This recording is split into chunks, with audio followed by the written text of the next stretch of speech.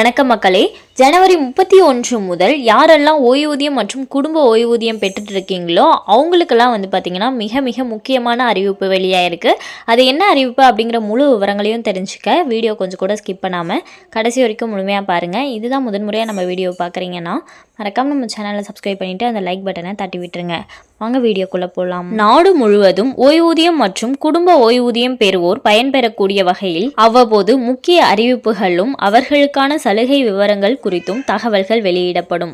அந்த வகையில் தமிழகத்தில் ஒவ்வொரு மாதமும் குறிப்பிட்ட சில மாவட்டங்களில் ஓய்வூதியர்கள் பயன்பெறக்கூடிய வகையில் அவர்களது குறைகளை தீர்க்கும் வண்ணம் ஓய்வூதியதாரர் குறைதீர்ப்பு கூட்டம் நடத்தப்பட்டு வருகிறது. அவ்வாறு நடைபெறக்கூடிய குறைதீர்ப்பு கூட்டத்தில் கலந்து கொண்டு பயன்பெற விரும்பும் ஓய்வூதியதாரர்கள் தங்களது குறைகளை ஓய்வூதியர் குறைதீர்ப்பு கூட்டம் நடைபெறுவதற்கு முன்பாக மனுவாக தெரிவிப்பதற்கு கால அவகாசம் வழங்கப்படுகிறது.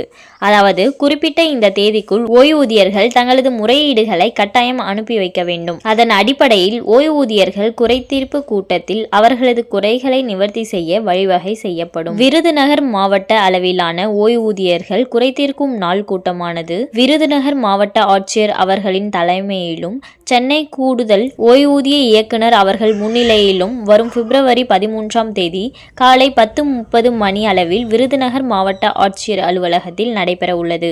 இதனையடுத்து விருதுநகர் மாவட்டத்தில் உள்ள அரசு அலுவலகங்கள் மற்றும் அரசு உதவி பெறும் கல்வி நிலையங்களில் பணிபுரிந்து ஓய்வு பெற்ற ஓய்வூதியதாரர்கள் குடும்ப ஓய்வூதியர்கள் ஆகியோர்கள் தங்களது ஓய்வூதியம் மற்றும் இதர ஓய்வூதிய பலன்கள் பெறுவதில் பிரச்சனைகள் இருந்தால் அது தொடர்பான கோரிக்கை மனுக்களை ஜனவரி 27 முதல் ஜனவரி 31ஆம் தேதிக்குள் விருதுநகர் மாவட்ட ஆட்சியருக்கு இரட்டை பிரதிகளில் அனுப்பி வைக்கலாம். நீங்கள் அனுப்பும் விண்ணப்பங்களில் ஓய்வூதியர் குறைதீர்க்கும் நாள் மனு என குறிப்பிட்டு அனுப்பப்பட வேண்டும் என்பதை நினைவில் கொள்ளுங்கள். விண்ணப்பத்தில் மனுதாரர் கோரிக்கை விவரத்துடன் ஓய்வூதியதாரர் பெயர், குடும்ப ஓய்வூதியம் என்றால் உறவு முறை, பணியிலிருந்து ஓய்வு பெற்ற நாள், கடைசியாக பணிபுரிந்த அலுவலகம், ஓய்வூதிய கொடுவை எண் மற்றும் ஓய்வூதியம் பெற்று வரும் கருவூலம் ஆகிய விவரங்கள் குறிப்பிடப்பட வேண்டும். தற்போது ஓய்வூதியம் பெறுவதில் உங்கள் குறைபாடுகள் குறித்து ஏற்கனவே சென்னையில் உள்ள மாநில கணக்காயருக்கு அனுப்பப்பட்டு அது தொடர்பான பதில் ஏதாவது பெற்றிருந்தால் அதன் விவரங்களும் இணைக்கப்பட வேண்டும். ஓய்வூதியதாரர்களுக்கு உள்ள குறைகள் குறித்து சம்பந்தப்பட்ட துறை அலுவலர்களிடம் விவாதித்து ஓய்வூதியதாரர்களின் குறைகளை தீர்க்க தேவையான நடவடிக்கை எடுக்கப்படும் என்று மாவட்ட ஆட்சித்தலைவர் முனைவர் வீபா ஜெயசீலன் தெரிவித்துள்ளார். ஸோ பார்த்தீங்கன்னா ஓய்வூதியம் வாங்குறவங்களுக்கு ஏதாச்சும் உங்களுக்கு ப்ராப்ளம் இருந்ததுன்னா அதை இந்த முகாமில் நீங்கள் தெரிவிக்கலாம் அப்படின்னு சொல்லியிருக்காங்க.